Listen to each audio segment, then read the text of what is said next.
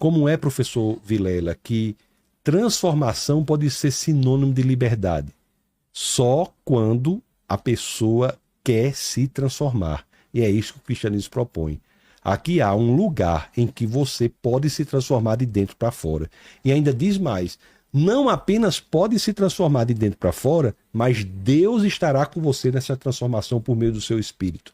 O poder transformador, regenerador do Espírito Santo de Deus caminha com a pessoa. O Espírito Santo é uma pessoa que tem poder, caminha conosco, dentro de nós, para que nós nos transformemos de dentro para fora naquilo que estamos dispostos a fazer. Não há nada no mundo parecido com isso. Todas as visões de mundo religiosas fora do cristianismo propõem escadas que você tem que subir para ir até Deus. O Islã tem 5 elementos que você tem que fazer, o outro tem que fazer não sei o quê. O cristianismo diz, sabe o quê? Sabe o que você tem que fazer? Abrir o seu coração. Porque no cristianismo você não vai até Deus. É Deus que vai até você. O que fez o ladrão na cruz, professor Vilela? Para ser salvo. Se arrependeu. Se arrependeu. No último minuto. No último minuto. Não tinha nada que ele fez antes que poderia entregar a Deus. Nem tinha nada que ele viria fazer. Eu sempre digo. Ele reconheceu Jesus como Salvador. Como Senhor. Como Senhor e Salvador. Senhor e Salvador. O ladrão não podia nem vir a fazer boas obras, né? Não tinha como. As mãos estavam pregadas na cruz. Não poderia andar nas veredas da justiça, podia? Não. Os pés estavam pregados na cruz. E o que é que Jesus diz para ele? Ainda hoje estarás comigo no paraíso. Isso é impressionante. Nós estamos falando de alguém que não tinha nada a oferecer, que havia tomado café da manhã com Satanás e almoçaria com o próprio Deus. Não existe isso fora. Eu estou cansado de ver pessoas que são radicalmente transformadas pelo poder regenerador de Jesus Cristo na vida delas e as universidades não estão se debruçando sobre isso. Era para estudar. Os cursos de sociologia eram para estar nas igrejas, para ver a mudança radical de vida das pessoas. Pessoas da Cracolândia, que hoje têm família, têm emprego. Pessoas que eram terríveis e hoje entregaram sua vida ao nosso Senhor e Salvador. Por que a universidade não estuda isso? Por que a universidade não se debruça sobre essas radicalizações da existência decorrentes da entrega da vida ao nosso Senhor e Salvador Jesus Cristo? O que é que está havendo? Por que falta? Porque a realidade está aí. Eu estava nos Estados Unidos com a minha família, nós fomos convidados para almoçar lá na casa de Josh Brown e Candy Brown. São 2 pessoas que têm uma formação acadêmica muito sólida, são neurocientistas em Harvard e Oxford. E Josh me falava, dizia assim, Tassos, eu estava com um tumor no cérebro, numa parte que não era operável, inoperável, e desesperado, porque ele é cientista, sabia, e a mulher dele estava grávida, Candy. Putz. Aí ele disse, o que é que eu vou fazer? Aí ele disse, eu vou procurar um lugar em que haja oração em nome de Jesus. Ele procurou, achou até no Canadá, um lugar de oração, que as pessoas oravam fervorosamente, com convicção. Aí ele disse, mas antes eu vou analisar a doutrina por trás do que é pregado lá. Ele disse, Tassos, não tinha como a doutrina ser errada, cara. Porque era assim, seja curado em nome de Jesus. Como é que uma frase dessa pode ter algo errado? Seja curado em nome de Jesus. Para contar a história, ele hoje, quando ele sofreu oração intercessória, Deus agiu poderosamente na vida dele, e em vez de um tumor no cérebro, hoje tem uma cicatriz. A esposa dele, Candy Brown, reuniu fundos da universidade, reuniu pessoas, fez todos os exames para essas pessoas. MRI, que é aquele ressonância magnética, e outros tantos mais, a depender da doença da pessoa.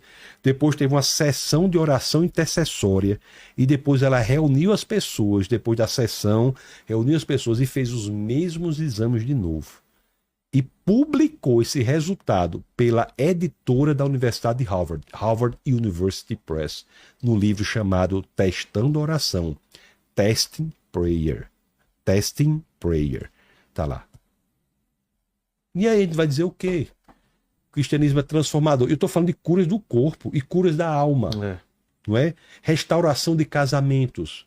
Casamentos absolutamente perdidos, que quando eles se entregam ao nosso Senhor e Salvador Jesus Cristo, tem a célula transformada e resiste a tudo isso. Agora há muitos ataques ao cristianismo, ataques de índole do comunismo ideológico. Todos esses movimentos políticos atacam o cristianismo, o LGBTismo, o feminismo, o antinatalismo, o antipatriarcalismo, o indigenismo, o negrismo. Por quê? Porque o cristianismo liberta a pessoa e esses movimentos querem aprisionar as pessoas. Pois é. Tem alguma dúvida sobre o que a gente já falou? Temos aqui. A gente já tem algumas perguntas. O Daruan Senna, ele tá perguntando...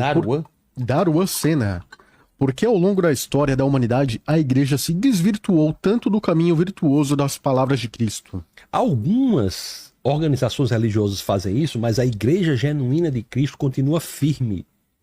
A Bíblia diz que os mornos serão vomitados e só se vomita o que está dentro. A hipocrisia não é servível no reino de Deus. Essas pessoas que dizem que em nome de Cristo algo que Cristo não disse serão vomitados. Agora, isso não quer dizer que não existam igrejas genuínas, igrejas bíblicas, pastores que dedicam a vida à pregação da palavra de Deus. Os pastores que dedicam toda a existência a irem a lugares que outras pessoas não vão. A igreja genuína do nosso Senhor e Salvador existe. Agora, é claro, existem pessoas que se dizem cristãos e vivem como se Deus não existisse. Não é o que se diz, é como se vive. É por isso que na segunda epístola a Timóteo 3,10 que eu falei, o apóstolo Paulo diz: Timóteo, você tem seguido de perto o meu ensino, a minha conduta. A conduta vem depois do ensino. Porque o cristão tem que ter na sua conduta a exteriorização da sua pregação. Você não pode chegar a dizer uma coisa aqui e viver contrariamente ao que eu estou dizendo.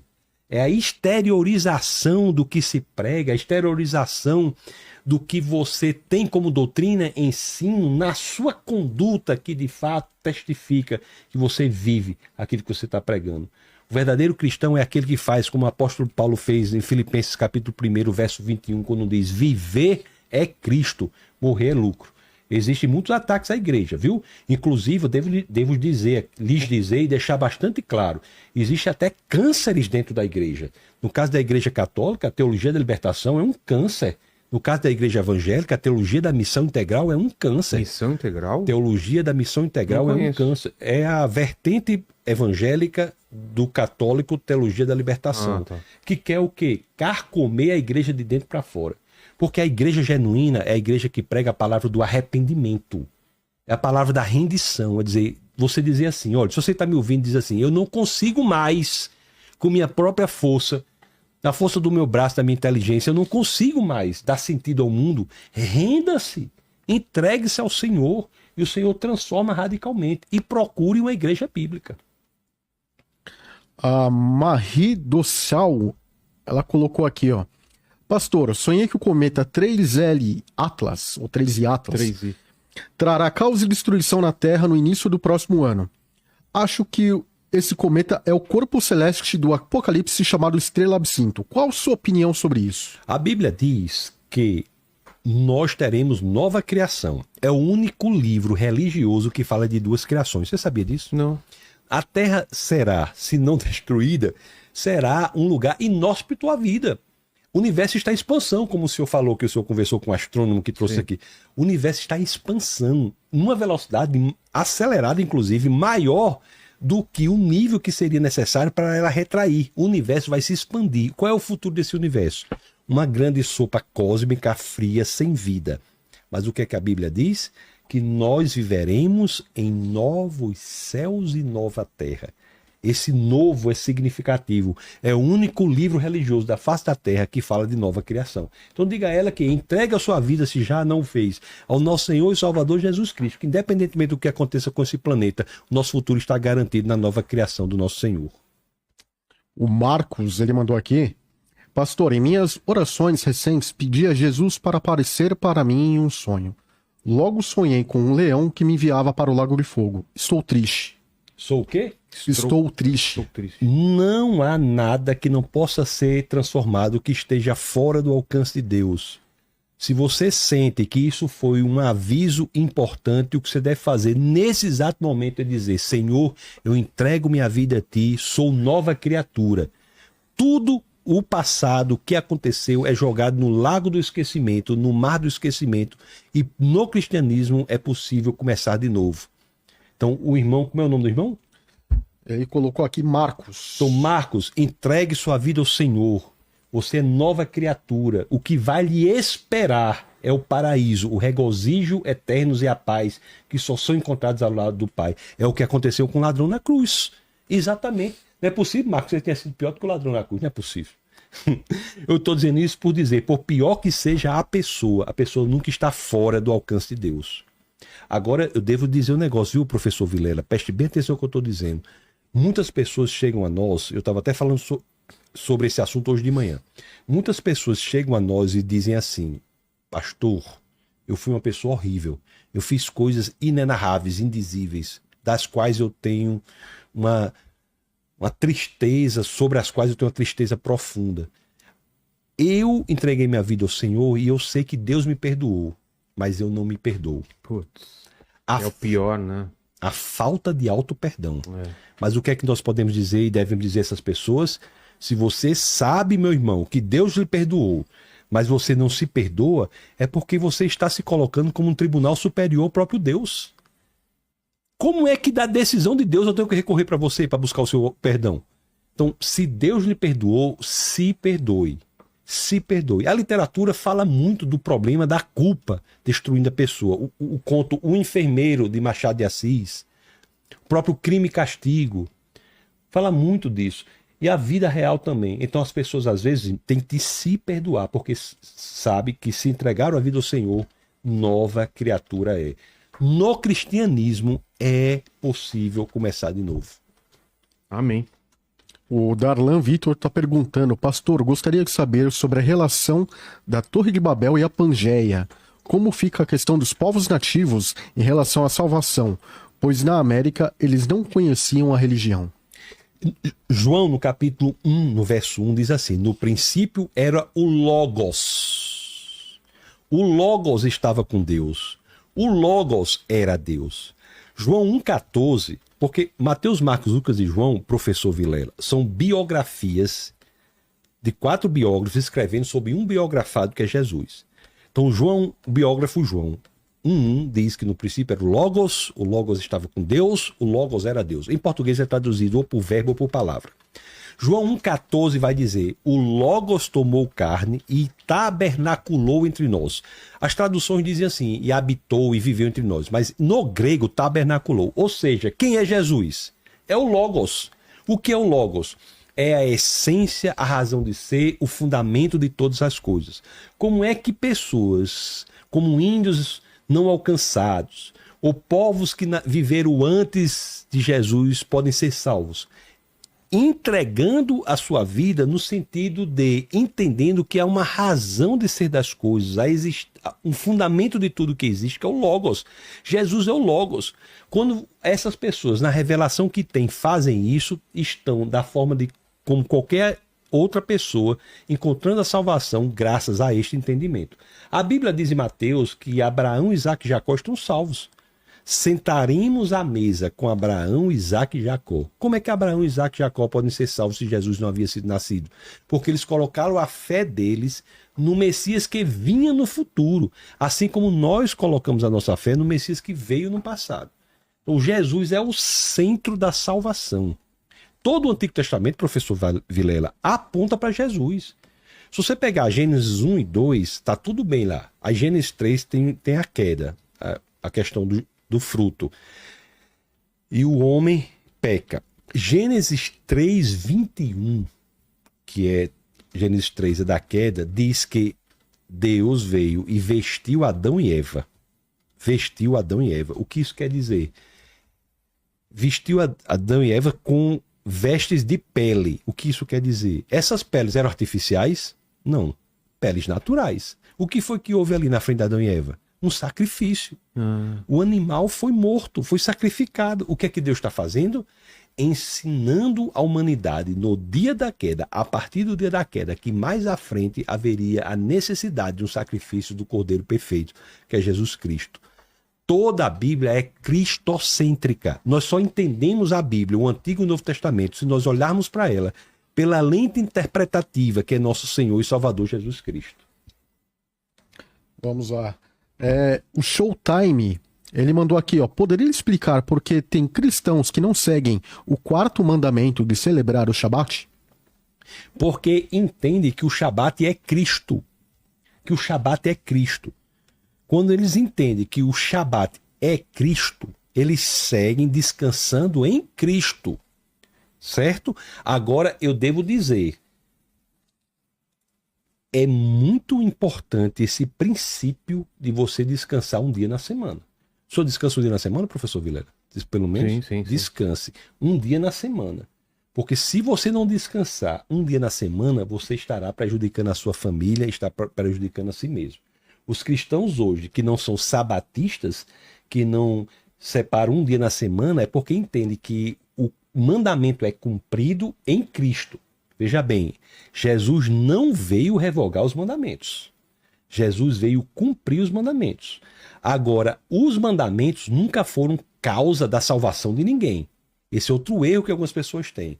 Os mandamentos foram dados a um povo que já era o povo de Deus, o povo que havia passado miraculosamente no Mar Vermelho sem sequer molhar os pés, que havia sido miraculosamente alimentado no deserto. Os mandamentos, sabe o que são os mandamentos? Os mandamentos são reflexos de quem Deus é e nós devemos buscar isso. Por exemplo, quando você diz não assassinarás, e a tradução correta é essa, não é não matarás, é não assassinarás. Certo? Tem momento que matar é bíblico. O que não é assassinar. Então não assassinarás. Por quê? Porque Deus é a vida. Não adulterarás. Por quê? Porque Deus é fiel. Não furtarás. Por quê? Porque Deus é confiável. E assim sucessivamente. Não mentirás. Por quê? Porque Deus é a verdade. O próprio Jesus disse a verdade em João 14,6. Ele diz, eu sou o caminho, a verdade e a vida, e em meu Pai. Então os mandamentos são, na realidade, um espelho que nós devemos buscar no processo de santificação. Entendeu? Agora, o caso do Shabat, nós devemos buscar o descanso em Cristo Jesus, mas não é errado, e eu até aconselho, se assim você me permite, professor Vilela, que as pessoas considerem, as que não estão descansando um dia na semana, fazê-lo, para ter uma dedicação especial à sua família e uma devoção especial, tempo para devoção especial ao nosso Senhor e Salvador, Jesus Cristo. A Aline Cristina, ela mandou aqui, ó. Boa noite. Pastor, qual a sua opinião, segundo a Bíblia, sobre o divórcio? O divórcio há, biblicamente, algumas situações em que ele é aceitável. Não é que Deus quis o divórcio. Deus nunca quis o divórcio, mas acontece que a humanidade resolveu trazer para si a fonte da moralidade. Quando a humanidade come do fruto e diz assim, né? A Bíblia diz que Deus dá a ordem para Adão, não coma do fruto do conhecimento do bem e do mal. E essa ordem foi dada a Adão, professor Vilela, quando Eva não havia nem sequer sido criada. Ah, é? Foi antes? Foi antes. Eva nem sequer havia sido criada. Só você ler Gênesis 2, 16, 17, 18, 19. Nem sequer havia sido criada quando essa ordem foi dada. Mandou Adão guardar, cultivar e guardar o jardim. Guardar de quê? Guardar é prestar vigilância contra as ações do inimigo de nossas almas. Então, essa ordem foi dada a Adão e Eva. Mas Adão não guardou o jardim, nem cumpriu aquela ordem que havia sido dada a ele, de não comer do fruto proibido, e não estava com Eva. Eva comeu o fruto, Adão comeu, e o que foi que aconteceu? O que é dizer se tornaram conhecedores do bem e do mal? É dizer que a fonte da moralidade não precisa ser Deus, pode ser a pessoa. É dizer assim, ó, não basta que eu seja feito à imagem e semelhança de Deus, como diz em Gênesis 1:27. Eu quero ser como Deus, conhecedor do bem e do mal. O que quer dizer isso? Eu sou a fonte da minha moralidade. O que é bom, mal, certo e justo, certo, errado, justo e injusto, depende de mim e não de Deus. Quando a humanidade faz isso, o relativismo moral está na base de todas essas ideologias de índole satânica mesmo. E o divórcio acontece na desestruturação da família. Então Deus, ele entende que isso aconteceu e dá algumas situações em que o divórcio é possível, respondendo mais especificamente a pergunta. Por exemplo, traição, abandono. Há situações em que o divórcio é possível. No meu Instagram mesmo, eu já coloquei algumas orientações lá para pessoas não sofram com culpa incrível quando são traídas, por exemplo, e resolvem se divorciar. Não é que Deus quer o divórcio. Deus é contra o divórcio. Mas há situações que Deus permite. Por quê? Porque houve a queda da moralidade quando a humanidade trouxe para si a fonte da moralidade. Hoje em dia, a pregação nas universidades e outros lugares é exatamente essa, a mesma da serpente. Se você deseja tanto, por que você não faz? Como é que pode ser errado se você deseja? Como se o critério de algo ser certo ou errado fosse o desejo da pessoa e não o próprio Deus. Então, o divórcio, para deixar claro, Deus não quer. O casamento pode ser restaurado, mas há situações em que ele ocorre e a Bíblia permite, situações específicas. Vamos lá. O Tiago, ele mandou aqui uma pergunta. Tiago Nóbrega. Pastor, o que acontece ao morrer? Uns falam que vamos direto ao céu e ao inferno. Outros que nós dormimos e aguardamos o julgamento. Qual é o certo? Quem dorme é o corpo. Quando nós morremos, nós somos imediatamente transladados para a presença de Deus. Agora, o corpo continua dormindo e depois será restaurado. Por que que Deus fez assim? Restaurará o corpo físico. Por quê? Precisaria? Não, mas por quê? O que é a morte? A morte é a separação do espírito do corpo. Concorda? É. Então, se nós em Cristo vencemos até a morte, para deixar isso bastante claro, nós nos uniremos a um corpo de uma outra natureza glorificado, para deixar claro que em Cristo nem a morte tem poder sobre nós. Respondendo especificamente, a morte para o cristão é a passagem imediata para a presença de Deus. Filipenses 1:21, viver é Cristo, morrer é lucro. Quem dorme é o corpo. O Correndo pra Cachorro, ele mandou aqui, ó. Pastor... Nossa, os seus espectadores têm nomes bem peculiares. Eu estou impressionado aqui. Pastor, como ter certeza de que Jesus falou comigo e que não foi uma viagem da minha própria cabeça? Para o cristão, a primeira forma que Deus fala com ele, pode falar de várias maneiras, eu não estou colocando aqui limites a Deus, mas a forma mais comum que Deus fala com a pessoa é pelo testemunho interior, a paz interior. Se de fato ele ora sobre isso e sente paz interior, é muito provável ter sido Deus. Agora, há certos critérios a serem analisados. Por exemplo... Vai contra a Bíblia? Alguma coisa que está na Bíblia? Perfeito. Não é Deus que vai falar alguma coisa que se contradiz, né? Isso mesmo. Ele jamais falará contra a sua palavra. Tipo, Deus te falou assim, vai lá e trai. Perfeito. Vai lá, trai sua mulher. Eu acho que não é Deus, né? Pode ter certeza, né? Pode ter certeza. Não é Deus. O Marcílio Menezes, ele mandou, pastor, qual o objetivo do livro de Enoque? O livro de Enoque não está nas escrituras. Pois é. Não é? Não está nas escrituras. Mas é um livro que muita gente lê. A pessoa pode ler o que quiser. Ninguém é proibido de ler nada. Mas a pessoa tem que saber que inspiração de Deus são aqueles livros. 66 livros, 39 do Antigo Testamento, 27 do Novo, conforme nós vimos aqui. Deixa eu fazer uma pausa nas perguntas. Pastor, então vamos para vida moderna. O que tem na vida moderna que vai contra Deus e que muitos dos cristãos têm dificuldade de entender? Todos os movimentos coletivistas são anticristãos. Anticristãos. Porque a redenção no cristianismo é individual. O que quer dizer isso? Os movimentos coletivistas são feminismo, negrismo, LGBTismo, todos esses movimentos que tratam as pessoas como em uma comunidade de insetos. O feminismo trata a mulher como se fosse um inseto. Uma é indistinguível da outra. Se uma mulher, por exemplo, tiver uma opinião diferente do feminismo, ela é fortemente atacada. O LGBTismo faz a mesma coisa com o homossexual. O LGBTismo não tem nada a ver com homossexual. Quem gosta do LGBTismo não é homossexual, é o LGBTista. Se qualquer homossexual... Parece que está tendo até uma divisão, né, Homer? O LGB se separando do T e outras letras aí, que eles não concordam com muitas posições. Tem letras que você não sabe o significado. O que, por exemplo, é o quê? Queer. Queer quer dizer o quê? Ninguém sabe. O que seria queer, hein? Depois pesquisa pra Ninguém gente. sabe o que é queer. É uma palavra esvaída de significado que você fala e eu defino. Então, para deixar bastante claro, quando uma pessoa como é o caso, por exemplo, do hoje já falecido, o então deputado federal, o senhor Clodovil Hernandes, colocava as suas opiniões contrárias ao movimento LGBTista, pouco importava que ele era homossexual ou não. Ele era fortemente atacado por esse movimento político.